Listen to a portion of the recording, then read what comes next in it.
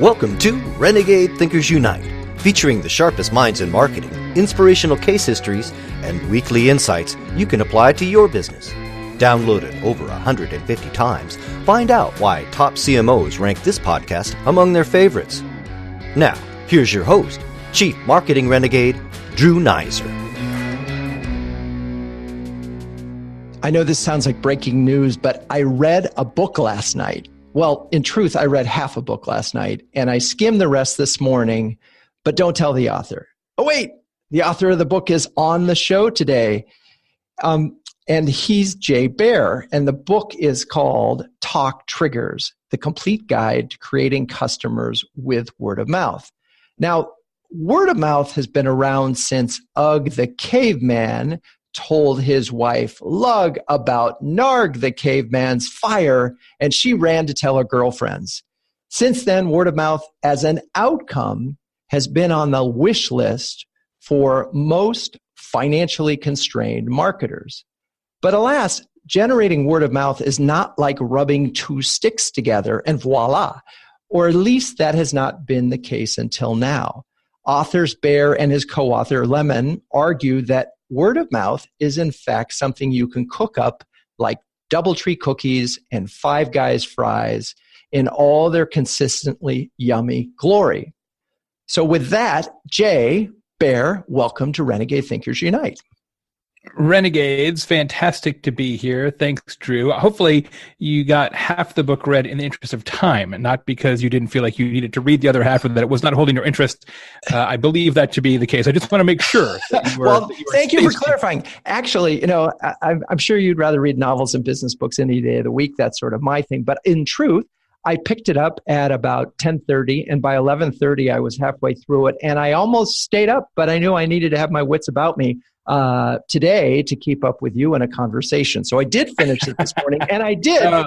I have to say, I mean, I really enjoyed it, and this is not supposed to be a plug for the book, but it is, because first of all, I knew a lot of people in the book, and second of all, what I loved about the book is that it wasn't just a theory. There were some wonderful case histories that sort of proved it out. But I got to get back to one thing for folks. So Jay and I have known each other for quite a while. We met through IBM Futurist thing, I don't know, 7 years ago at some event. And anyway, one of the things about Jay that you may not know if you've never seen him speak is that he wears these, I'll call them loud plaid suits. And I have to ask, are you wearing one of those? Are you wearing one of those suits now?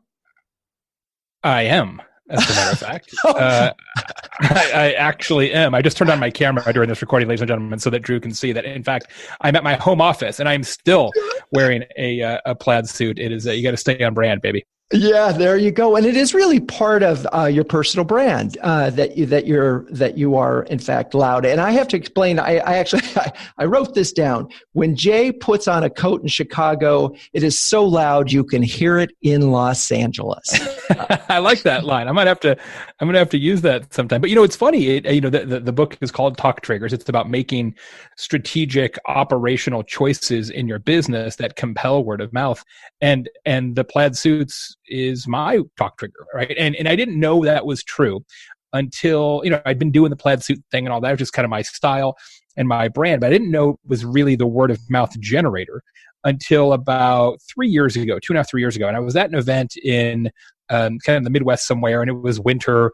And so I wore kind of a warmer suit. It was like a purple corduroy suit. By no means what you would consider sort of a boring suit, but considering what I usually wear, it was pretty subtle. And I get into the meeting room for sound check, and the meeting planner goes, "Hey man, where's the plaid suit?" And I was like, oh, now they expect it. Okay, now I got it. Now it's a thing I have to do. So that kind of flipped the switch for me. And then we subsequently, wasn't why we wrote the book, but it's kind of a happy coincidence. And, I can certainly do it in my business. Drew, you can do it in your business. Anybody listening can do it in their business, can make an operational decision that creates conversation. No, you're right. Word of mouth has been around since the very beginning, and there's a number of good books on word of mouth. We tried to add a level of practicality and a framework for doing word of mouth on purpose in this project, and I think we've accomplished that. But what's crazy to me is here we are, almost 2019. No one is going to argue your point, Drew, that word of mouth is important. Everybody knows it's important. Yet, here's the part that's crazy, and the reason I wrote this book. Nobody has a word of mouth strategy. Nobody. It is so incredibly important. 91% of all B2B purchases are influenced by word of mouth. 91%, fundamentally all. Yet nobody has an actual strategy. Some of us do word of mouth on accident, but nobody does it on purpose. You've got a marketing strategy, you probably have a digital strategy, you probably have a PR strategy, you might have a social media strategy, you might have a social selling strategy, you might have an HR and recruiting strategy, but nobody has a word of mouth strategy. I will tell you this. It is the most important thing in business that nobody talks about. Interesting. And I'm sure that Andy Cernowitz and yourself are just waiting there with catcher's mitts just now as you build this and identify this challenge to help people do it. So what a business opportunity. And I think you're right. I know that as a fact that folks don't. They love the idea of getting it, but they don't understand the discipline that it takes. It's sort of similar. It comes in the same vein. Hey, I want a viral video. Hey, I want word of mouth. Right. And I think the mistake that a lot of people make today is they assume that competency creates conversation. That if we just focus on being a good company, that our customers will naturally talk about that. But will they? And if so, what are they saying exactly?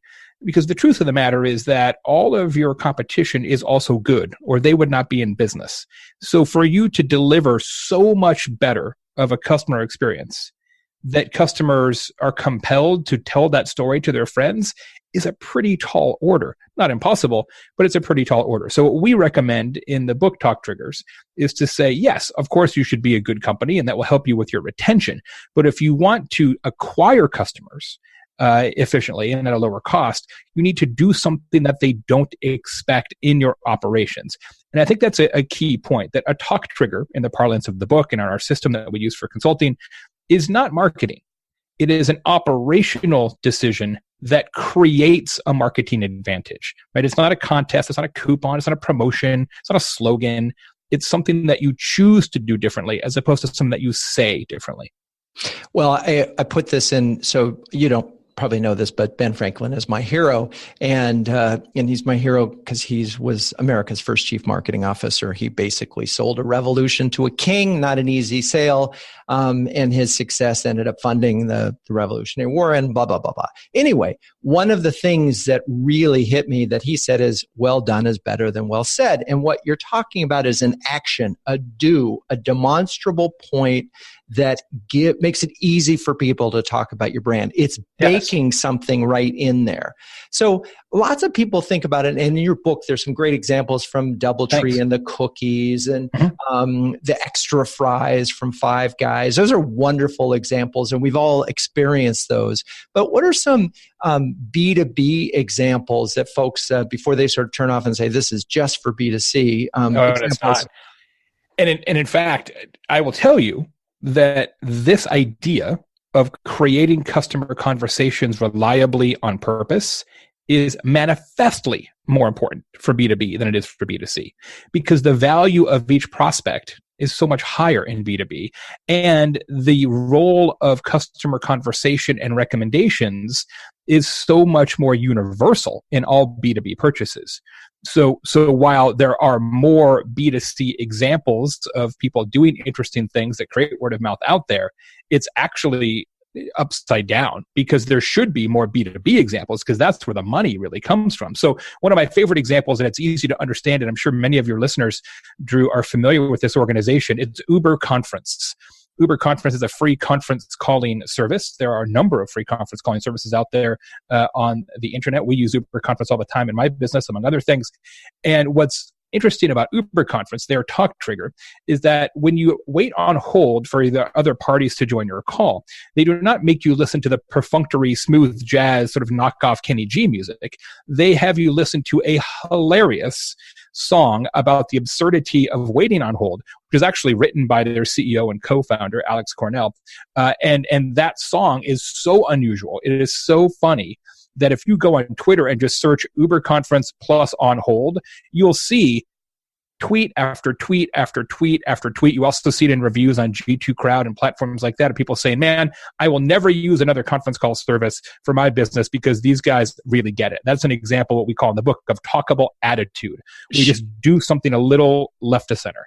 Should we sing the On the Whole? We use Uber Conference here. We've been singing. Oh, that see, song. you know it. You could, you could probably do it by heart. In fact, we should grab the clip and drop it into the to the podcast here. We actually have the rights to it, so feel free to do that if you like. I will. Well, we'll definitely put it in the show notes. But it is funny. We've had many clients. Occasionally, if you're late to a call, God forbid, never do that for your clients. But if you are, they actually get a huge kick out of hearing. Yes. The on hold, so it's an added benefit. I would literally be late. I'd be a minute late to every call if I used it all the time because it's hilarious. Yeah, it's a conversation point, right? And what I was saying is that that's not marketing, right? That is an operational choice. They chose to have a funny, absurd song instead of what people expect, which is boring elevator music, right? And that operational decision creates word of mouth every single day for that business. And this is the difference between a word of mouth strategy, a talk trigger, and some sort of surprise and delight viral video idea, right? And there's a lot of that out there right now. Like, let's do some sort of big crazy thing and people will talk about it and they'll post it in social media and it'll go viral. Maybe it will, but that's not a strategy. That's a lottery ticket. Right? And so it's not the same thing. Yeah, it doesn't mean that you shouldn't try it, but that's not a repeatable strategy, right? Some of the best talk triggers have been around forever. You mentioned DoubleTree Hotels and their cookie that they give out. They've been giving out a warm chocolate chip cookie every day for 30 years. 30 years. Yeah, it's a lot of cookies. Yes, it's 75,000 a day, actually, is the number. And I've tried to eat as many as I possibly can. I just want you Darn to know. right. I know. I was disappointed. I'm heading up to Boston on Thursday night, and I couldn't get into the DoubleTree, so it's no cookies for me.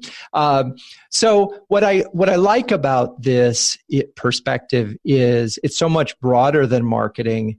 Yet I imagine at a lot of organizations, marketing is going to be the one that is going to bring this to the table. Right? Yeah, it just stands to reason. But they shouldn't do it alone. That's one of the things that we are very clear on in the 6-step process of how to create a talk trigger that we have in the book. And in fact, Drew, I should mention that if people go to talktriggers.com/renegade, talktriggers.com/renegade, you can download for free the 6-step process, how to build a talk trigger in your own business.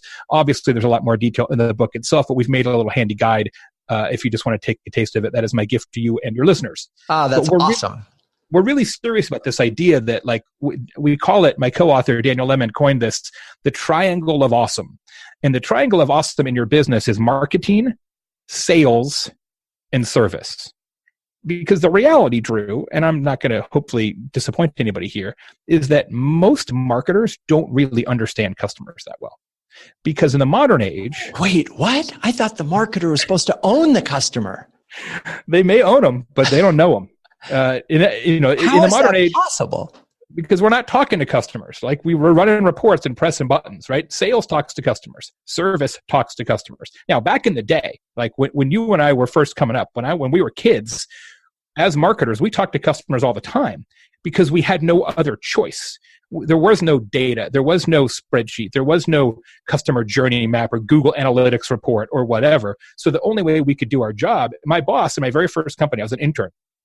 He said these words, which were so true then and are so true today, but were actually followed then. He said, no good marketing happens at your desk. And what he means by that is that you cannot understand your customer if you're sitting at your own desk.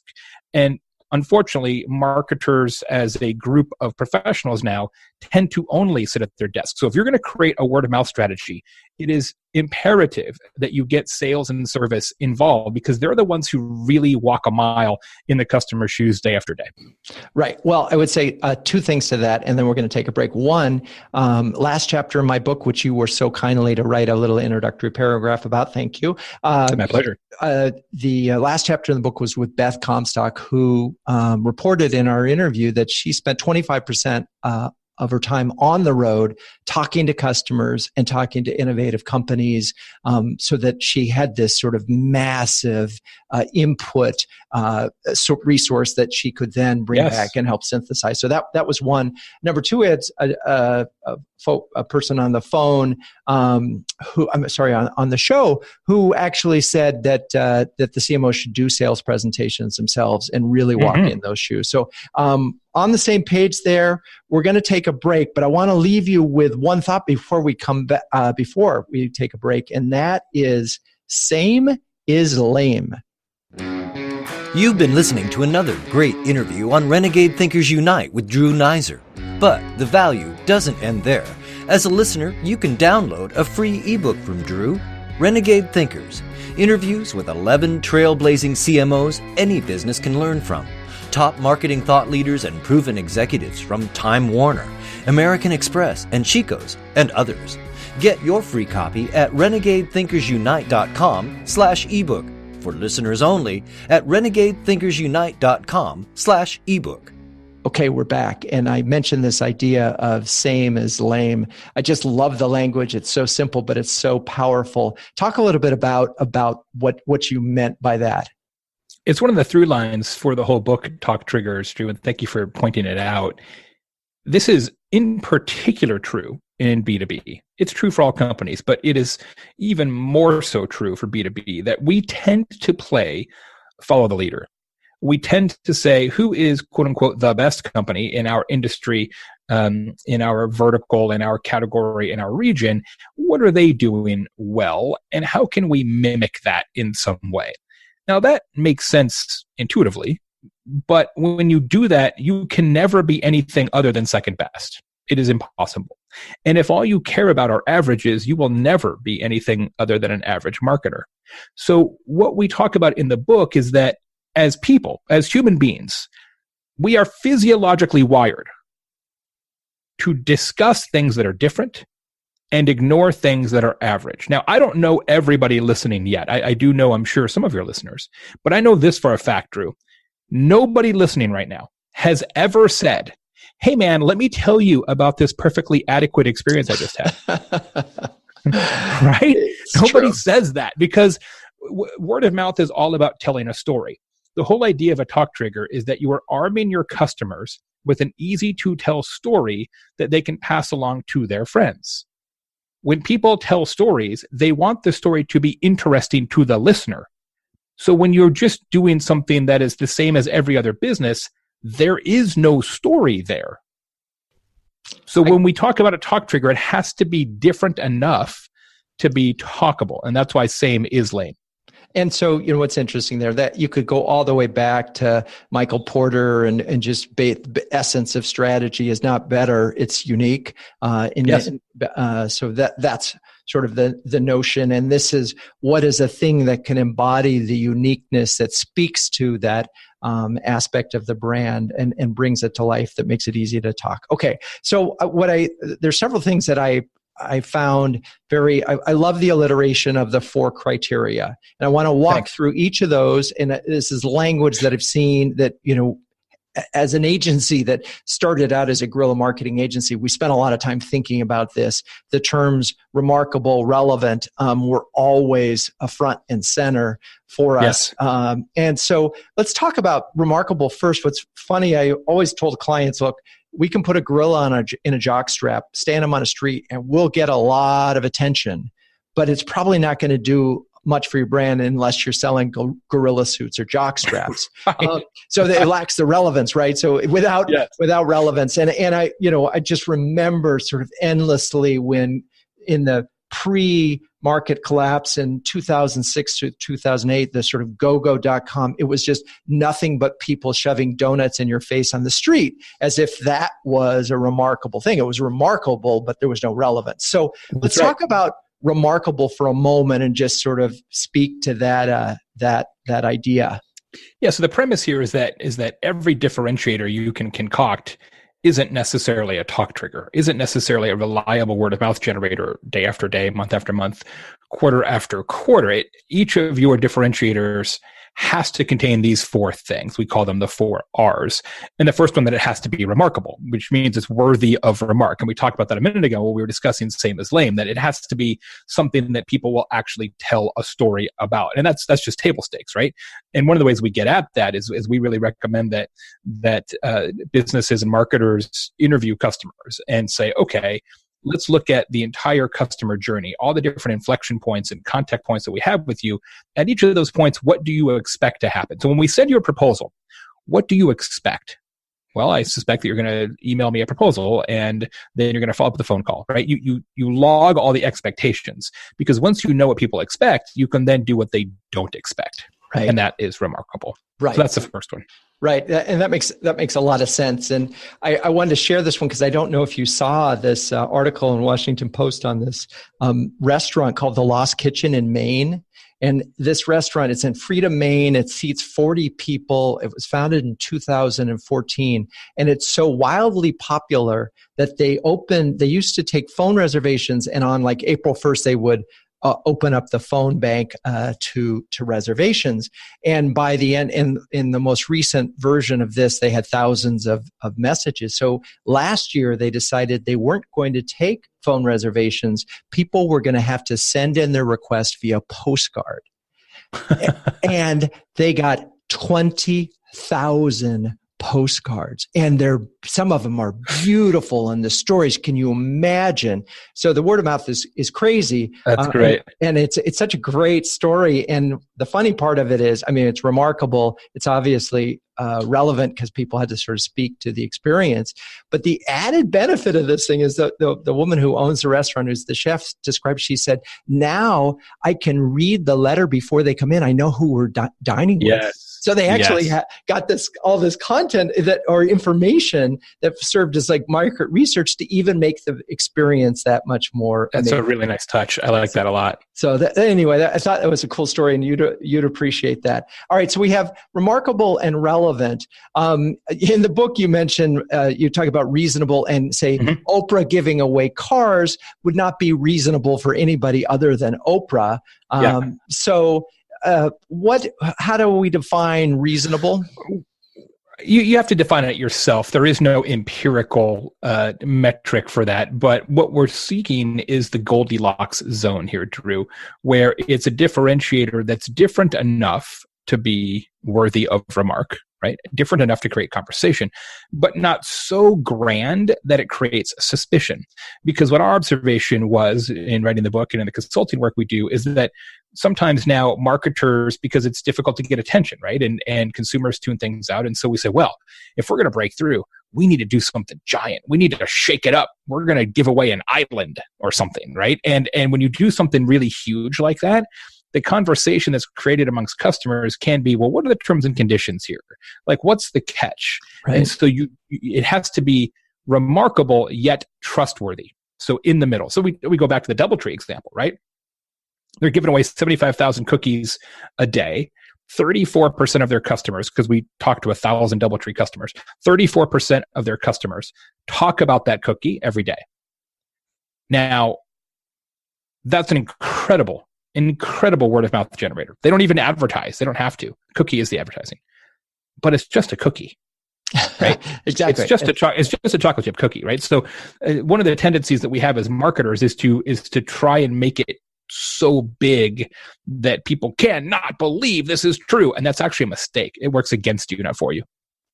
So it's interesting. So the last one in this, totally with you, unreasonable. Repeatable is really an interesting one, and it is the thing that separates stunts, if you will, from some of these examples that you meant. And as last night I was walking home, I was listening to the book Story Wars, and it reminded me of a story that I knew, but I had just sort of forgotten, about the founder of this, sort of the father of PR, this guy Edward Bernays, and this stunt that he did at an Easter parade in New York City, where this was before women were sending essentially allowed to smoke. And they had these women dress up as suffragettes, and they sort of whipped out their cigarettes, and the men and the other women were like, oh, and the New York Times was there and all these reporters were there. And you would have thought, okay, that's just a stunt, and it got some publicity. But then they did that over and over again. It was easy to do. And they had these women show up. And it was sort of, it literally changed. And, sadly, overnight or seemingly overnight, women suddenly smoked. And the outcome was not necessarily a wonderful thing for society, but it speaks to this notion of how you can do something and it be repeatable, although I'm not sure that you would look at that and say that's a real talk trigger.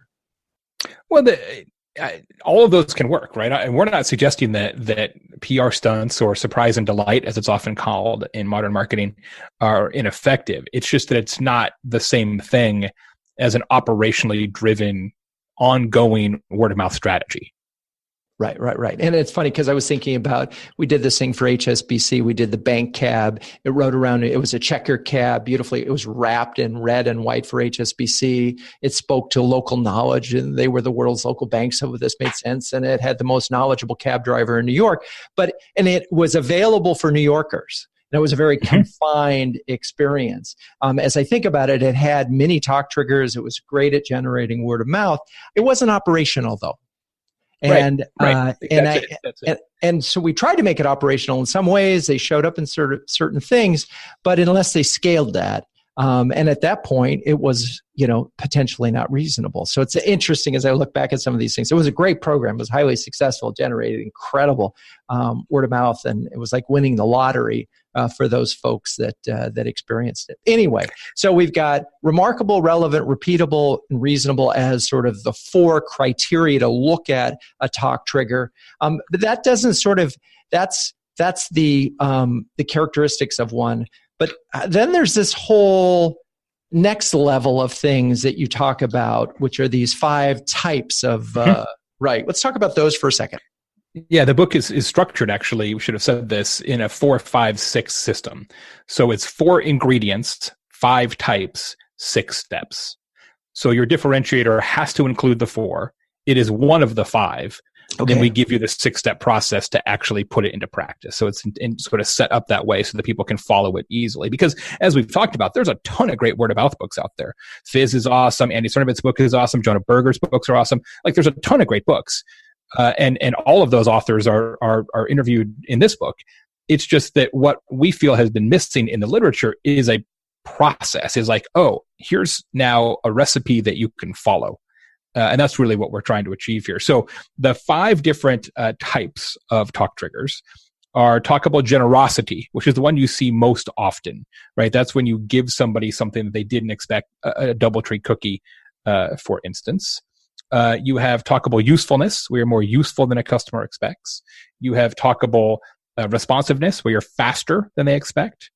Talkable empathy, where you are kinder, warmer, more human than they expect, which is one that frankly wouldn't have made the list at some point, but certainly makes the list today in our era of empathy deficit. Yes. And the last one is talkable attitude, which we discussed with Uber Conference, where you're just a little wacky, right? That's sort of the talkable attitude side. What's funny about that, Drew, is that of that pantheon, the one that we actually see most often in B2B is the one that is in many cases the hardest to execute, which is talkable attitude. Almost all of the good B2B case studies that we talk about or that we're aware of are on the attitude side, which is funny because on the consumer side, you see fewer of those. But for example, one of our clients, you don't know the story, it's not in the book. One of our clients is a company called Superior Glove. And they're a manufacturer of work gloves. They're located outside of Toronto, Canada, and Ontario.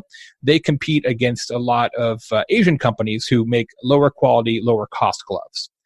And Superior Glove makes like 400 different kinds of gloves. I mean, it's like crazy how specific these are. Like whatever bizarre job you have, they've got a pair of gloves for you. So they're getting undercut on price and quality. So they hired us to say, we need a talk trigger. We need to create word of mouth so that people know that our gloves are made in North America, and therefore are presumably of higher quality. So we did the whole process, the same process that's in the book, the same process you can get at talktriggers.com/renegade. And we came up with this idea. When you get a pair of Superior Gloves now, on the back is a little patch, Drew. And if you scratch that patch, it's like the logo, you smells like maple syrup. Oh, Maple syrup scented work gloves was the idea that we came up with for those guys, right? So that's talkable attitude, right? That's a little different than you would expect from a work glove manufacturer. And it's interesting. Most of the B2B ones that we find are in that category. Interesting. Okay, we're going to take a quick break. And then when I come back, I have lots of follow-up questions. So Jay, stay with us. And so do you. Please, audience, stay with us. We'll be right back.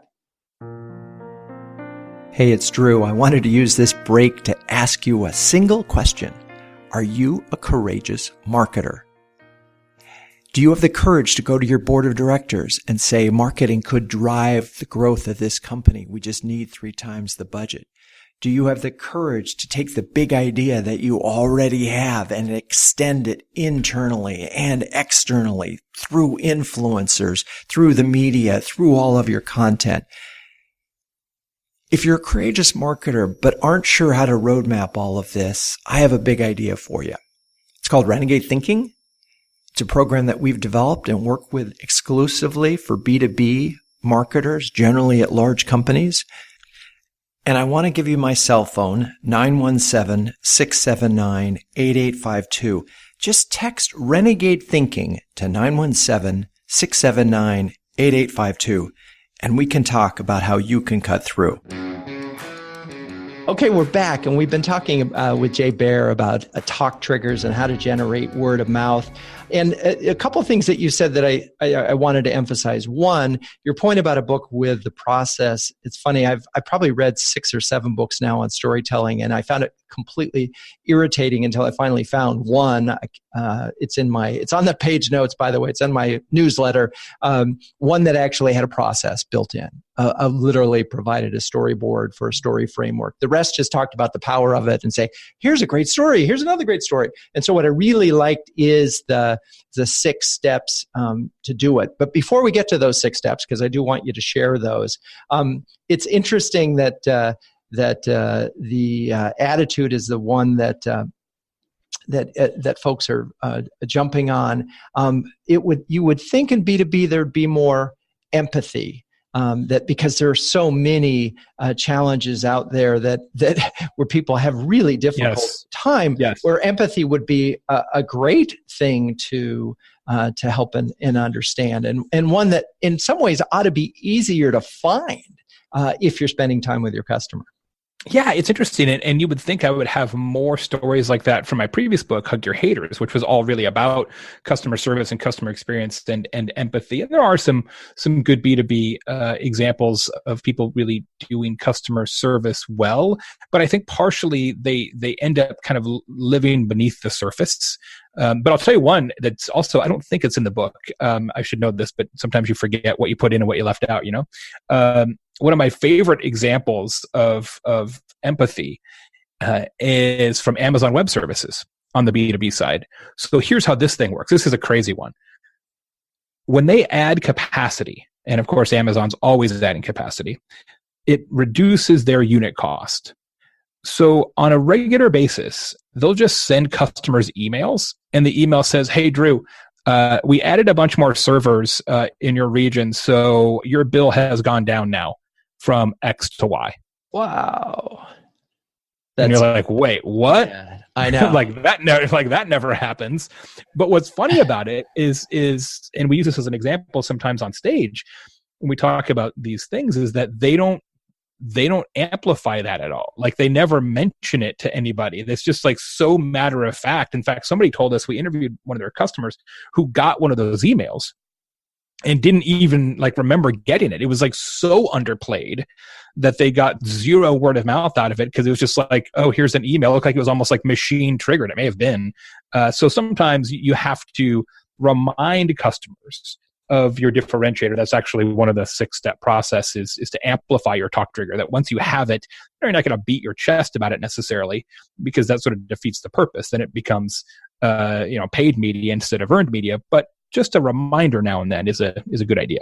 So one of the things that I'm bringing together, so we talked about same as lame. We talked about the need to be unique. There was the one you did talk about on empathy was the bill collection service that was the nicest. What a remarkable story that was. AmeriCollect. In fact, I'm going out to address their team here in a month or so. They're outside of Green Bay, Wisconsin, and all they do is medical collections calls, right? So hospitals, physician groups, right? You can't pay your bill. It's a collections agency. Yeah. I just want to repeat this. It's a collections agency. They're the bad guys. The bad guys, right? And most people in that business, overwhelmingly so, really lean on you, right? It is an unpleasant circumstance in every way, shape, and form. They go the exact opposite. Their slogan, and really their DNA, is ridiculously nice collections. Isn't that awesome? And not only is it awesome from sort of a humanity perspective, but it's such an effective talk trigger. It's incredibly powerful from a results standpoint. Their owner, Kenlin, and I talked to him, he said in the collections business, which I didn't know this, it's really, really, really common that they do shootouts. So the way it works is the hospital will say, okay, here's all the money that we're owed, and we're going to give half of these accounts to collections firm A and half of these accounts to collection firm B, and you guys see what you can come up with, and then whoever gets the most money gets everything going forward. It's almost like an A/B test, right? Right. They have won 1,997 out of their last 2,000 shootouts. Wow. And you know what's interesting about that thing that, and you didn't talk about this in the book, but this is again where you're doing something right. Win. The win here is wouldn't mind working for the ridiculously nice whatever, right? Because you're just going to assume you're going to hire nice people. So in fact, collection service must have a terrible time hiring anything but, people who want to carry a shotgun in the back of their truck with a towing service, right? So here you have this company that is absolutely antithetical is the opposite of what you would think for the cat. It would sort of think, I'm reminded of Blue Ocean Strategy, right? It's very much along those lines. But anyway, it must, if you circle back to them, do be sure to ask them if they have an easier time recruiting people than. So here's the truth.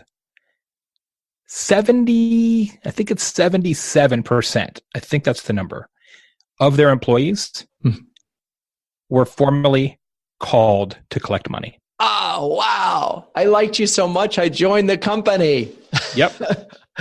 Okay, there you go. So there is the power of a really not only unique position, but in this case, one that, one could describe them as purpose-driven. So that connects another dot of having a very clear why, and that's certainly connecting your why to a talk trigger. Wow, you've got a powerful idea there. I can't wait to go visit them. I'm really excited. That's a lot more than baked cookies. I mean, that's a fundamental business idea that I think is remarkable. Now, I know that we can't possibly cover everything in the book, and I don't want to even try on this show. But if we had to just spend a couple minutes on the process, it is a 6-step process. It's 4, 5, 6, right? In the 6-step process, where do you think people have the most difficulty, where they sort of screw up? I would say 2 places. One, people tend to just want to get around a conference table and brainstorm. Mm-hmm. And if it was that easy, they'd already have a talk trigger. You know what I mean? They want to skip the customer feedback part, the customer interviews part, the customer knowledge part, and just kind of riff. So that's typically a mistake. And then the second piece, and frankly, this is one of the challenges with word of mouth as a discipline, is the measurement piece. People are like, well, I want to know what the impact was. It's like, that's all knowable. You just might have to do some work, man. So, we talk a lot about how to map your talk trigger to some sort of data that proves its value. For B2C companies, it's a little easier because you're more likely to see evidence in social media chatter, ratings and review sites, etc. Some of that's true in B2B. We talked about Uber Conference. There's lots of tweets out there about their differentiator with the hold music. But in B2B, in some cases, you just need to actually do research, right? So you roll out your talk trigger, and then you interview every nth customer. You send them a net promoter score survey or whatever it is that you're sending them. And then you ask them 2 or 3 questions. You say, have you told anybody about our company in the last 30 days? If so, what did you mention? Third question, did you mention any of these things? And a list of attributes, one of which contains your talk trigger. That way you have talkable, yes or no, specific mention of the talk trigger unaided, yes or no, specific mention of the talk trigger aided, yes or no, right? Those three questions. If you have those three questions, that's all you need. Everything else will take care of itself. Well, it's funny, as I think about this, the ROI question is one that is constantly put to the marketer, and it's like they have to prove that. But if this was an operations initiative, right, and we said we need to have better beds and people should be able to pick their own pillows, right, or whatever that feature is, it could become talkable. Operations would do it, test it, get it going, and it would. The challenge of selling it would be less because the assumption is this is going to make the product better and therefore we're going to be able to market it, right? And so it's so interesting that we hold that. And it's funny, thinking back to the guerrilla marketing days of Renegade, the way we counted on, we knew that the one-on-one experience had incredible value in terms of getting people to talk about it. But one of the things that we always tried to make sure of was that the idea was remarkable enough that it would generate PR. So we had this air cover so we could say, hey, look at all this PR it generated because, and then when social media came along, you could say, look at all this PR on social media. So you can have this sort of air cover. But in truth, the reality is that one-on-one experience with someone who arrives at your store or at your hotel and gets the cookie and just feels so much better about life because they got this warm chocolate chip cookie, that's priceless, right? And it's very hard to measure that other than, wow, that's differentiating. It's part of the operations. It's something that we need to do that makes our brand special. But you just believe in it as just a nice way to feel at home, right? Absolutely. And of course, we know how often that is discussed. What we don't know is how often those conversations breed new stays. Now, that could be done as well, right? You could easily interview everybody who stays at a DoubleTree hotel and at check-in say, hey, has anybody ever talked to you about the hotel? Yes. What did they mention? The cookie, right? You could isolate that. You could say, how many people staying in this hotel tonight knew about the cookie before they walked in the door, right? And how many people have never been here before but heard about the cookie from a friend? Like, all of that is possible. It's just that at some point the question becomes, what's the ROI of knowing your ROI? Yeah. Okay. Well, so one thought is get to do your homework first, talk to your customer, get some insights. It does take some creativity here. You may not be able to do it on in-house. You may not be able to find that. You may be too close to it. Yes. You may find too many reasons, naysayers inside, oh, you can't do that. And you need someone from the outside to sort of stimulate both the ideas and the willingness to sort of say, yeah, we could probably do that. Yeah, we could. And I imagine that you have found that it's funny, I'm thinking of Brent Adamson over at Gartner, and he talks about these mobilizers who enable large software sales. I imagine that there's an equivalent of a mobilizer in the word of mouth world.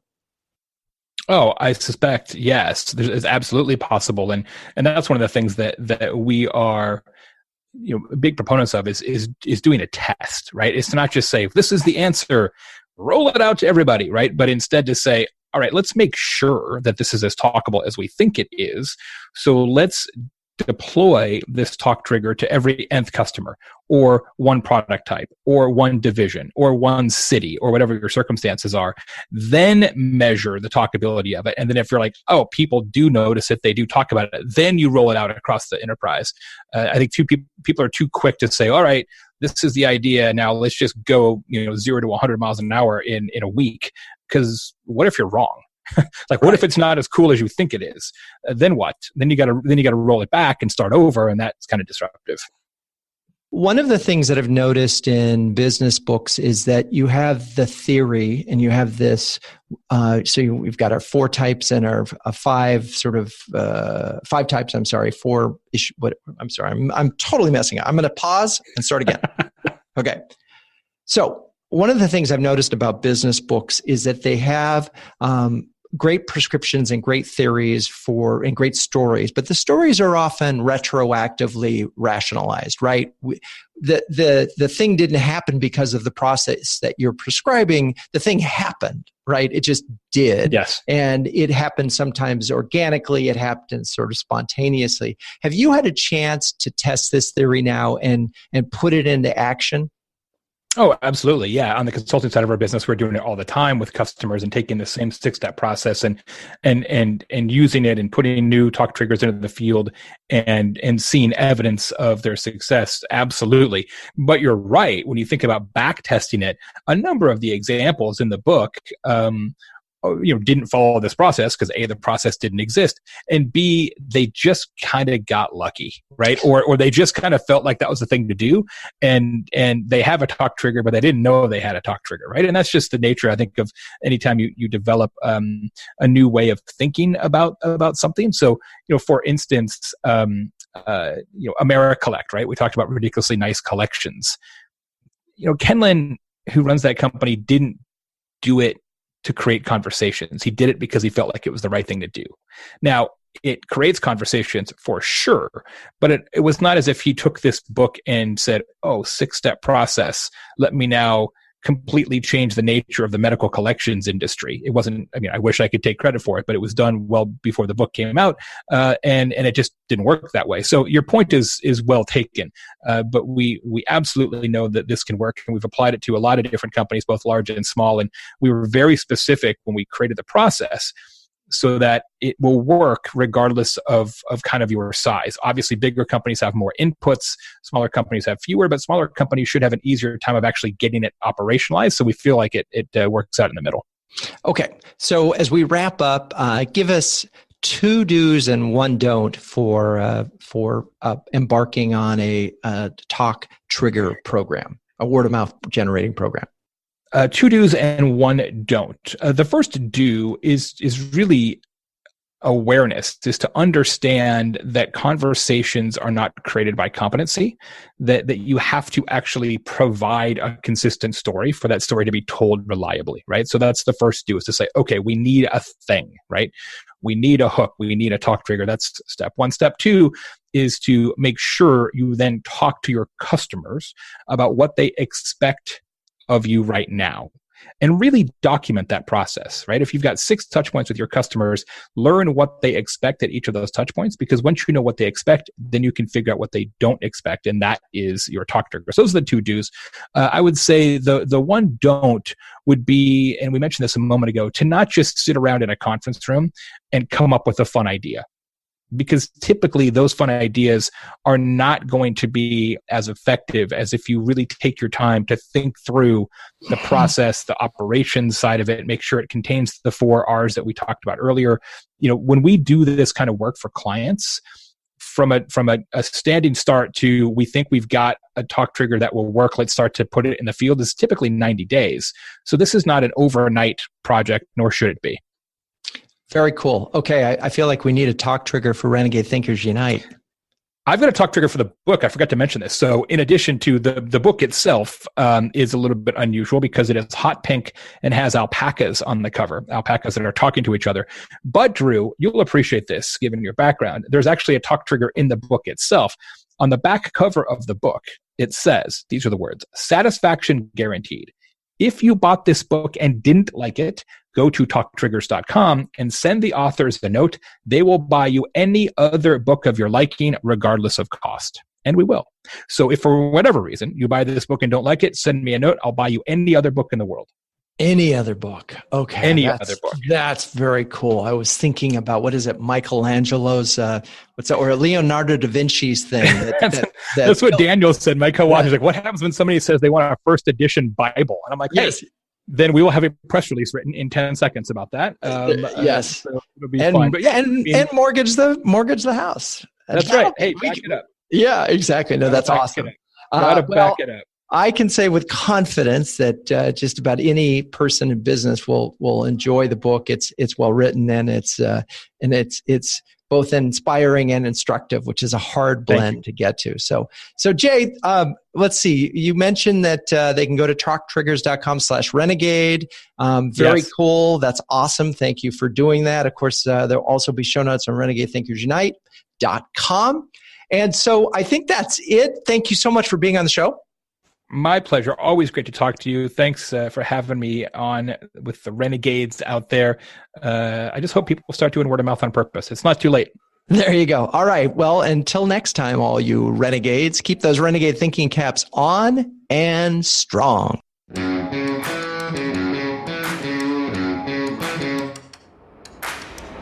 This has been Renegade Thinkers Unite, but it doesn't end there. Just go to renegadethinkersunite.com for more and subscribe to the show. That way, you'll never miss an episode. We'll talk with you next time on Renegade Thinkers Unite.